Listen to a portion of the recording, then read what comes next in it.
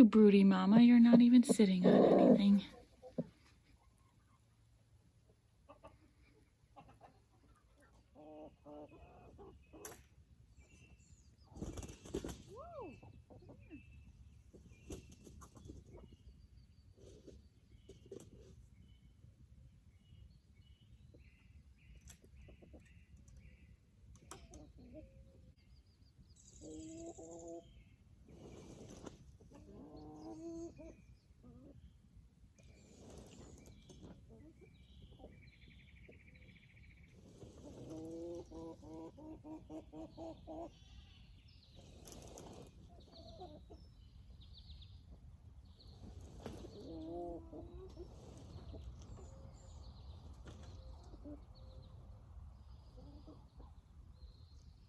Hello, beautiful souls. Welcome back to Ladybug Farm. Happy summer solstice week. We'll take you around on a quick tour, but first I thought I'd show you our babies. This is Wendy. She was just born last week. We tried to make mini Nubians this year, but our buck just wasn't tall enough, and we didn't get to breed Oreo until December. So she is a full Nubian. And behind us, you might see Pan and Tiger Lily running around. Those were Red's babies. She also had some issues this year because Finn, our baby doll sheep, our baby doll ram, bred her. She miscarried by day 60.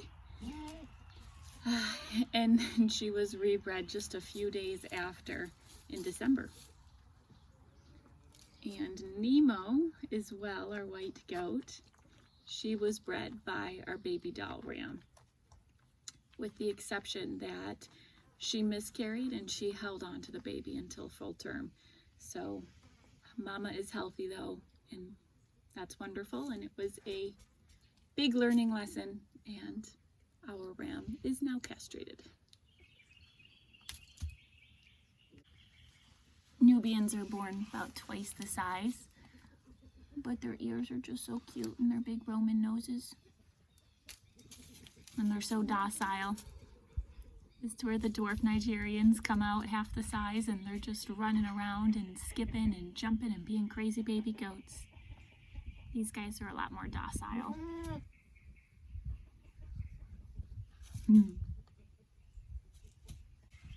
So we share milk with the babies. We do allow the babies to still get full access the whole day from their mamas.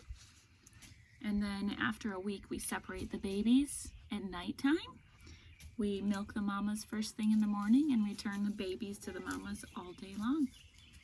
And that goes until they are full ruminants. And then we'll start milking twice a day.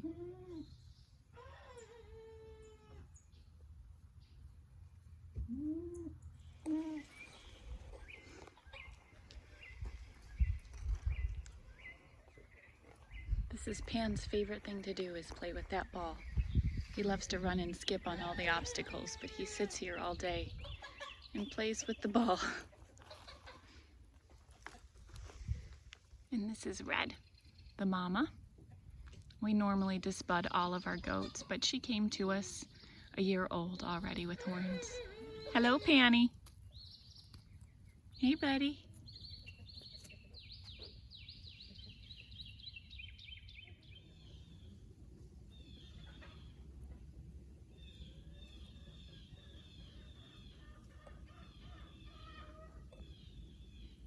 Welcome to our greenhouse.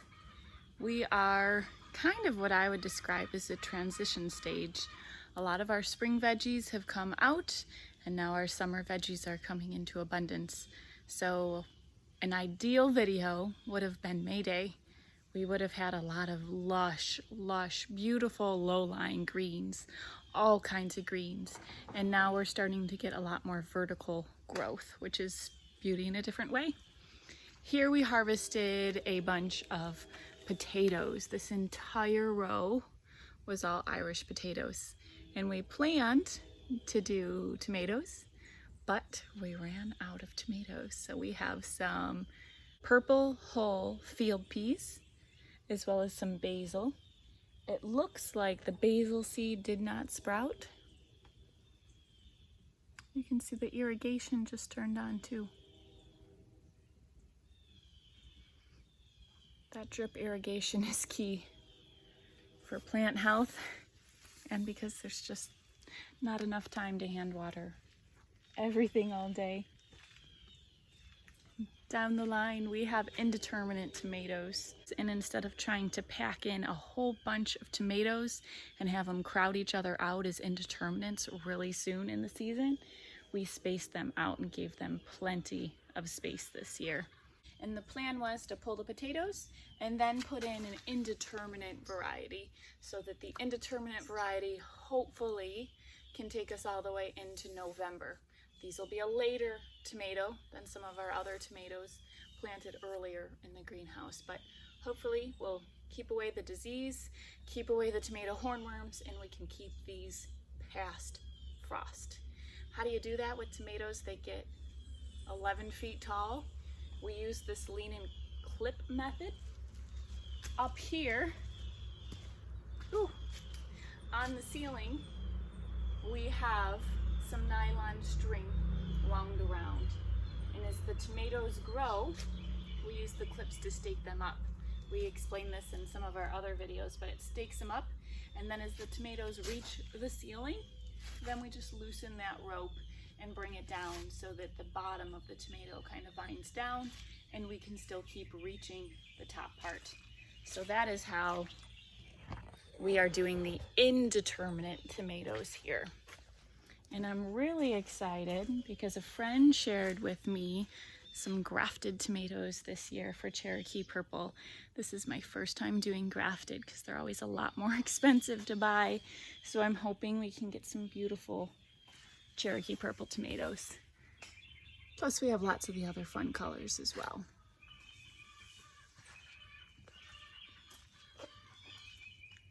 You can see which ones are older. And I'll go around the outside beds first. Hollyhocks definitely outgrew the ceiling that we had space for in here, but I'm glad they were loved. We have Tulsi herb back here, tomatoes growing up the wall, some cucumbers growing up the wall, and these goji berries have been phenomenal. I'm gonna back up the camera so you can see how much space they are literally taking up. Yes, there we go. So there is goat paneling on the back side of this greenhouse, and the goji berry does not really need to be trained at all. Sometimes I train it out laterally, but I actually came in here yesterday. I probably took half a wheelbarrow out of just greens, and I can either feed that to the goats or I can put it in my compost. They do have little thorns on some of the leaves, so it depends on the thorns if I feed it to my goats, but it is doing absolutely phenomenal here, and it's been thriving. It's had pest issues, but the ladybugs have helped out with that, but it's been doing great. There's a few goji berries. I'll show them to you.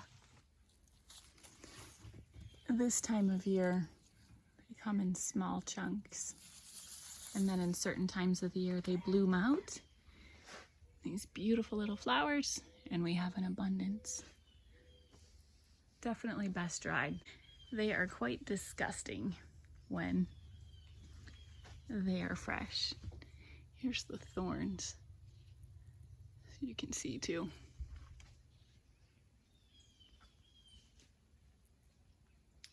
Going down the line, these are just more goji berries that came up. Dahlias.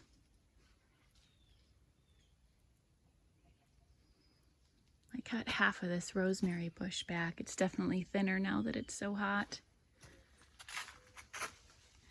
And turmeric. Very excited for that. We had a little harvest last year, but definitely not enough for what we consume in a year. You can see that drip irrigation is going as well. So very helpful, and I think necessary here in the greenhouse.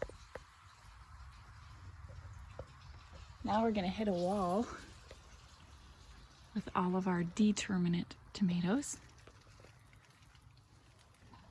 I always say that tomato cages only work for determinates, but you can see here that our tomato cages got knocked straight over. So it didn't quite work. But again, these determinants, we do not prune them. Otherwise it will reduce our harvest when it comes time for canning and making sauce. So we have these determinants. They'll be coming out after our harvest in about a month. And then right behind them, we have peppers that are coming in so that when we pull the tomatoes out, we will have something growing in place.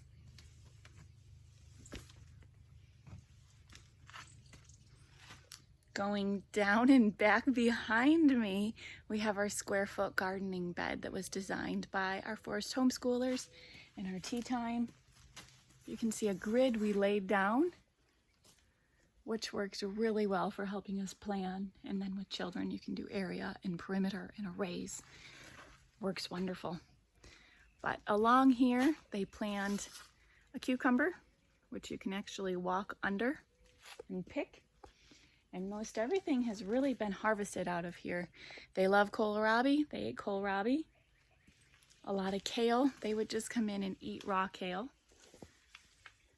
But our tomatoes have not been harvested yet. These are some of those grafted Cherokee purples. So we are waiting on those. And you can really see this leaning clip method right here.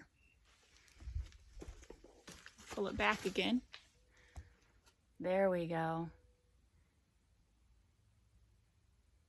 And yesterday, I just let that rope down, let the stem fall down, and then I can still reach the top of the tomato plant. We also have some peppers that are coming into fruition. This nasturtium grows absolutely beautiful and abundant. It doesn't like the heat as much, so they're slowly starting to go back, and then they'll come on strong again in the fall. And our yard-long beans. They're really delicious, well, a little bitter. The children like to eat them when they're this size. We have not yet taken them in the house to eat because they're always eating them when they're this size, but I heard we can use them for stir-fry noodles. Or we like to let some of them get bigger and make seed pods in them, and then the kids eat the seeds, and that's another fun way to just do some quick math with our youngest ones. This bed here was all beets and radishes that honestly they did not head out very well. But we still have a whole bunch of carrots here. They were planted a little later than some of our other carrots, and they also weren't thinned out like some of our other carrots, so they need a little bit more time. This wall behind me was beautiful King Tut peas. They grew lush, abundant. The children ate them.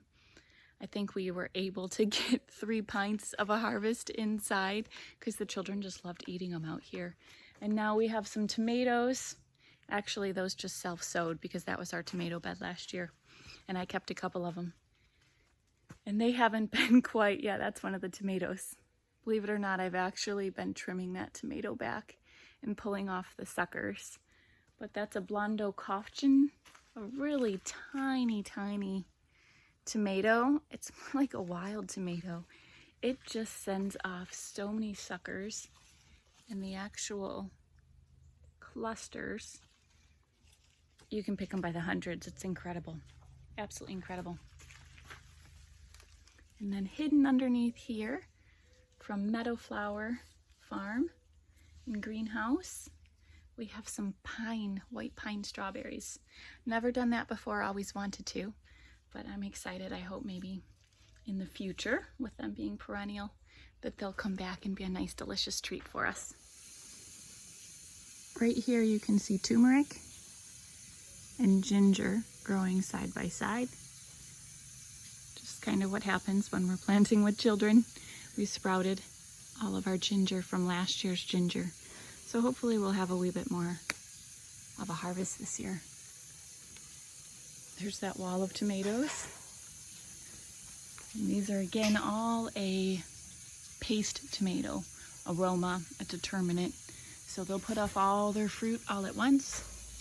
And these are actually an orange paste tomato. So we'll see what kind of pizza sauce and pasta sauce, what color it is this year.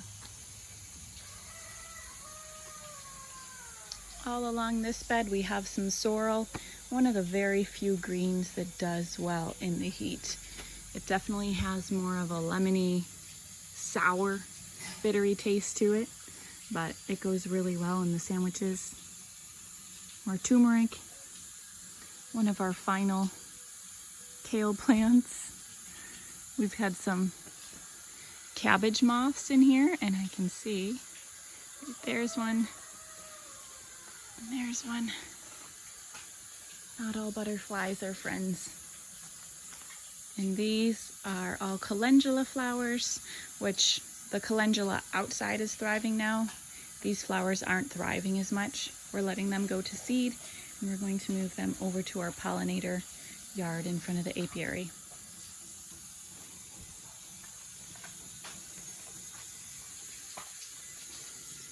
This is all stevia. Plus we have lemongrass. The stevia has been coming back every year, so long as we allow some of them to go to flower and seed, and they'll put off their seed and they will come back abundant every year. Lemongrass, we're trying again. We've never been successful outside. We planted it last year in the greenhouse and it got too crowded out and failed, but hopefully we'll try again in here. I just saw an anole climbing on the pepper.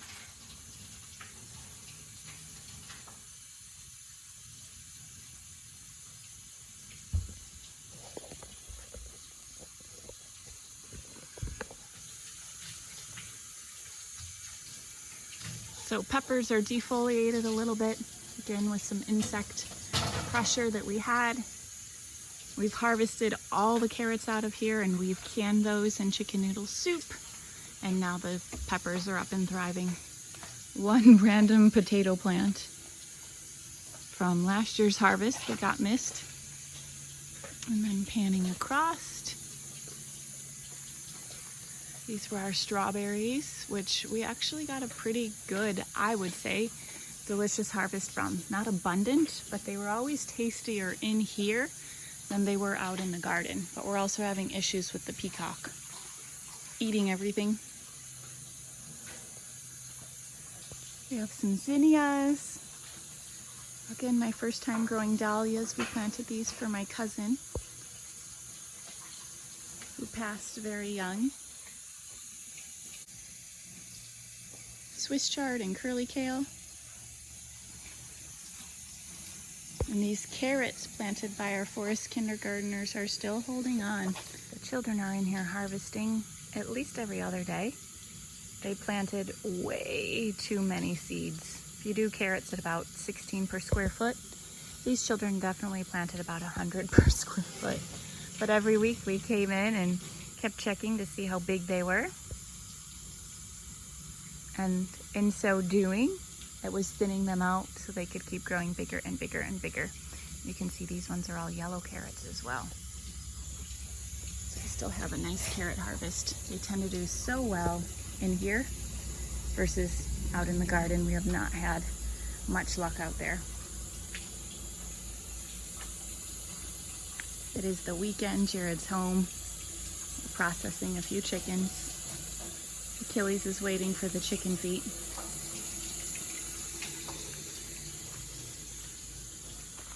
And you can see right here, we have this mystery plant coming up. We didn't know if it was squash, zucchini, pumpkin. Somehow it got in the garden. I don't know if a child planted it or if it was from the compost, and we let it go. But in here we are all screened in. So if we have any cross-pollinating plants, such as the squash family, we need cross-pollination. So the children have been finding the male flowers, which would be this one, and then looking for a female flower, which has an immature fruit like that. That'll be a female flower. And they have been cross-pollinating themselves. You can see that one was fruitful and one worked. And then this one didn't. It didn't get pollinated, and so that immature female flower, the immature fruit back there, that, it just rots off. Leaving the greenhouse, we enter our pollinator field. It definitely took many years to be created, and lots of time coming in here, weeding, learning what was a flower before it was flowering. And we're finally at a place where we're happy with all the flowers. These black-eyed Susans have just come on strong. We had other flowers that came on strong before this, and hopefully we'll have another round of a different species later on. Let's head up to the herb garden. We have some grapes that we still haven't gotten trellised up or in the ground yet. We are hosting our herbalism summer camp this week, and the garden truly is abundant.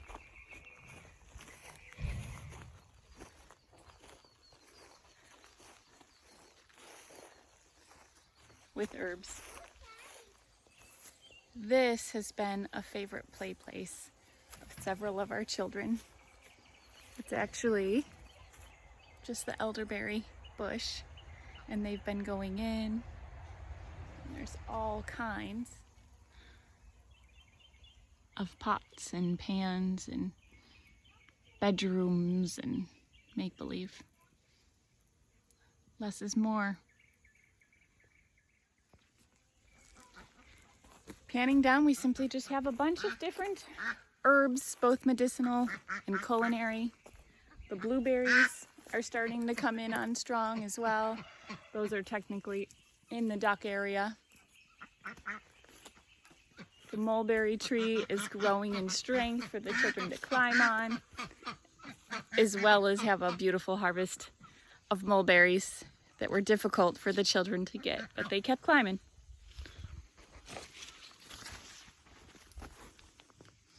My favorite right here, one of my favorites, lavender. Beautiful time. Believe it or not, all these flowers don't provide a lot of nectar for our honeybees.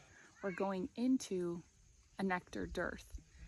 But things like lavender and buckwheat, which is on top of the chicken coop roof, those definitely provide some good nectar and pollen sources for the bees this time of year.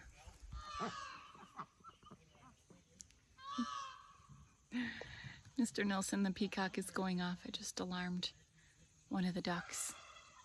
One of the ducks likes to lay every day right here in this pollinator area behind me. You can see we have lots of Echinacea purpurea, lots of fennel and dill. That is planted specifically for the swallowtails once autumn comes. Let's see if I can get Indigo. Get out of my way.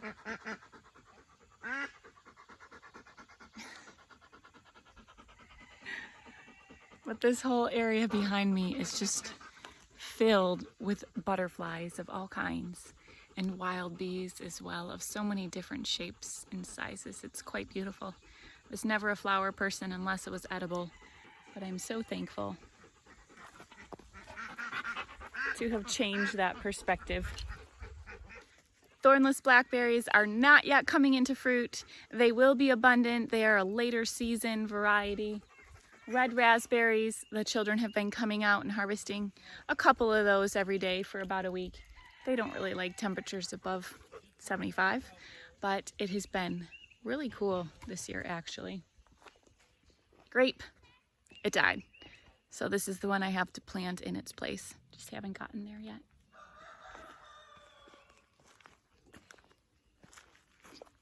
Chicory is on its second year going to flower. And I'm just going to take those flowers and put them over in the pastures and hope they reseed over there. And then this chicory we will harvest in the autumn. And we will use that with our coffee blend. This is our onion bed. We have just been coming over and harvesting onions as needed. Some of them have started to go to flower. We had red, yellow, and white. And I have not weeded this bed in probably 4 weeks. So this is what all of our beds would look like if we didn't do any weeding. We also have some milkweed coming up there, black-eyed Susan, some cilantro. Actually, that's a peanut right there. But it was weeded, but the weeds take over very quickly. We have an Asian pear that lived. And then over here, we have an Asian persimmon that did not live. So many people think I have this big green thumb, but I just plant so much you don't know that I kill half of it. This bed we solarized and added compost to. The children planted peanuts here last week, and some of them are just starting to come in. I see there's one watermelon right there that came in as well. So hopefully this will be abundant. That's a fun one to grow with children. All these elderberries, believe it or not, I thought I did a fantastic job this year. Oh, honeybees. They absolutely love the elderberries this time of year too, specifically the honeybees. But the elderberries, I thought I did a fantastic job thinning them out. I got them to head height and they just thrived from all the trimming. And they are way over my head. So we're gonna have some happy birds and we'll have a lot of elderberry syrup this year. We made elderberry jam, but it wasn't loved as much as some of our other jams.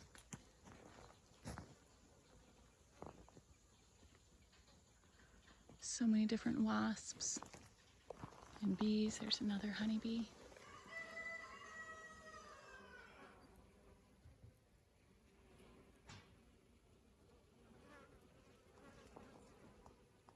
You can just hear the buzzing. It's beautiful. This long bed here was solarized as well by the tarp. First we had cover crop, then we had the meat birds on it, and then we solarized it. And now we have a bunch of sweet potatoes all planted here. We did grow, find the line.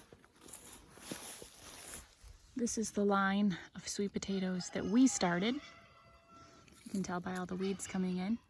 And I didn't have enough, so a few weeks later, I went to the feed store and I got some just plain Covington sweet potato slips. In the center, we have zinnias and sunflowers that come in, which is quite lovely once everything vines out. You can also see the aisleways are way different than they were years ago. Many years ago, I actually weeded all the aisleways.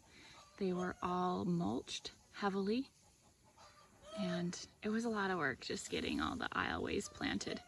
And I feel so much more sustainable now having all this clover for the bees. Plus it's a heck of a lot less work.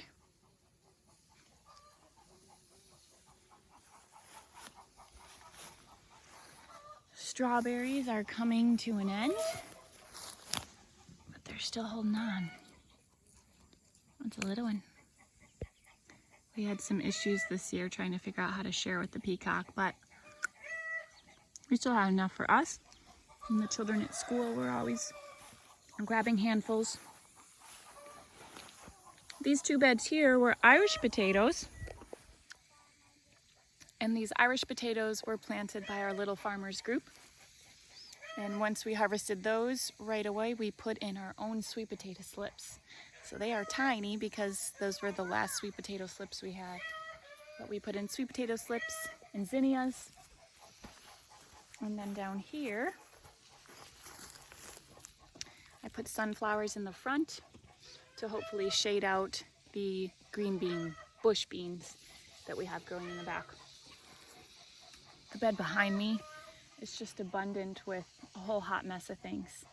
Cherokee purple grafted tomatoes, borage flowers for companions, celery going to seed, shallots, horseradish, black-eyed Susan that I wouldn't weed out, some collards that actually went to seed, and some hot peppers. So a whole hot mess of thing that's like the extra bed.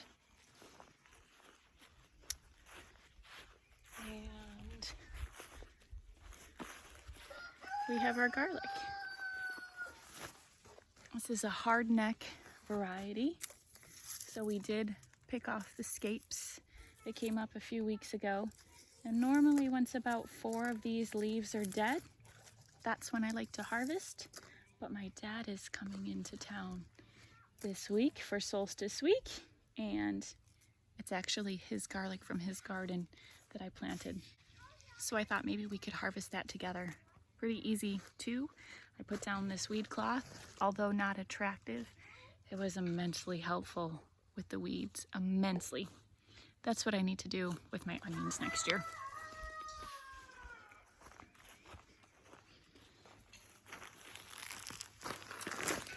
Again, the plastic doesn't look great, but we have 4 beds here of blueberries. They're thriving. But I'm also going to point out we have 1 dead one, 1 dead one, 1 half dead one, 1 alive one, and 1 alive one. So sometimes it just takes a little bit of patience to keep planting and planting.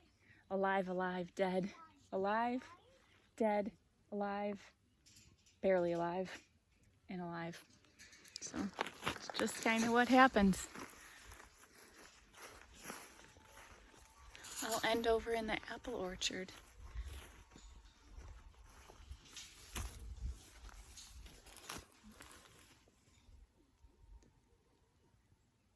We have an abundance of apples. These ones are King David that we're underneath right now. This is the time of year where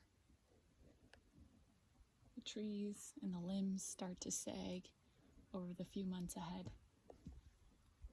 Thanks to the chickens coming in, we had the meat birds in here. They added their fertilizer and the grass is growing back. But so far, all but 1 of the apples we planted are thriving in this test plot, trying to figure out what's going to grow the best here, what variety for cider making. And the one that did not grow, the one that got knocked over in the storm, we just replanted. I had 3 pomegranates, so we replanted a pomegranate here.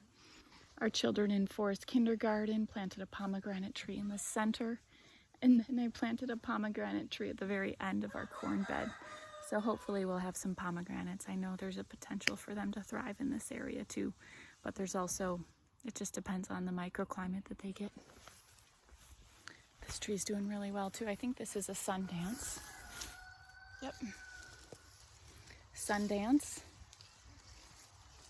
It's just completely falling over, but they're a delicious one. Those are our first apples to come on end of summer. And then we have 2 crab apples as well.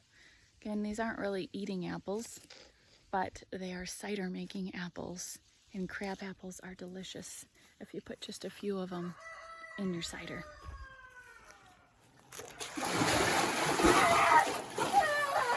I got it at my nose. I almost hit the hole. Did you see me? Did you?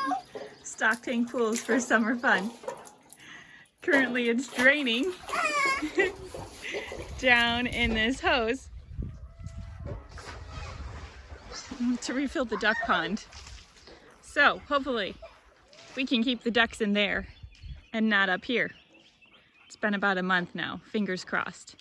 I don't know how the kids are in it. I've actually been cold plunging it a couple days. But it works perfect. Garden tour would not be complete without bringing you inside and showing you some of the ways we preserve our harvests for the year ahead. We have our Irish potatoes behind us. We only can grow those in the springtime here. They've already been harvested, probably I think about 5 beds.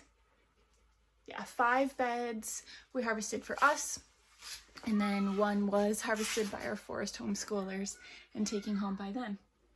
These are our Irish.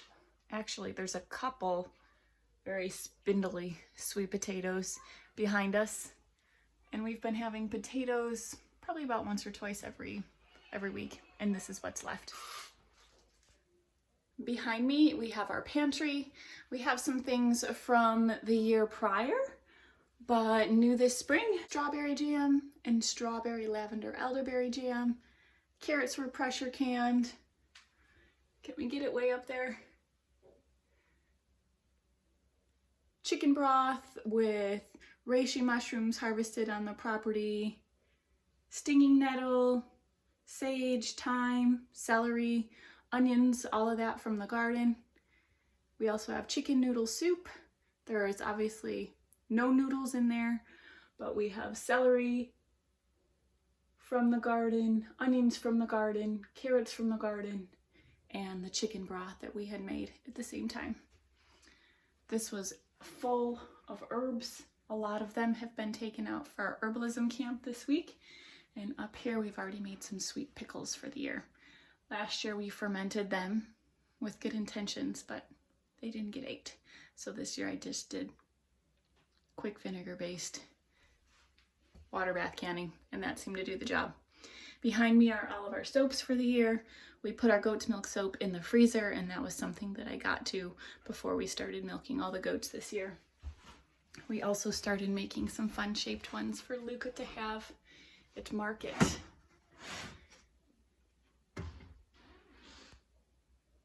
So we have dinosaur-shaped soap. We have a lavender soap. We have charcoal and tea tree with some dinosaur ones.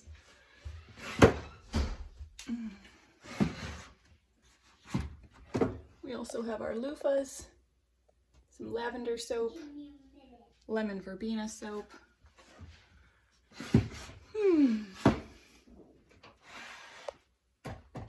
Rosemary sea salt that we had made, and some calendula salve. This is the first year we actually set our intentions down on paper. Before, it's just experiment with new recipes, see what we like, see what we can grow. Now we're actually trying to set a goal for ourselves and reach that goal down to milk, meat, eggs, things in the freezer, things in the dehydrator, things that are canned or pressure canned, and stuff like pumpkins, sweet potatoes, garlic, loofahs, all of those things that can be put into storage. So we lowered down the number of summer camps we have this year in hopes that we can really reach those preservation goals for the year ahead. We'll see. Time will tell. Thank you for joining us here out on the farm today. Wishing you abundance this summer solstice, abundance in all things that is good. We'll see you again for an autumn equinox tour.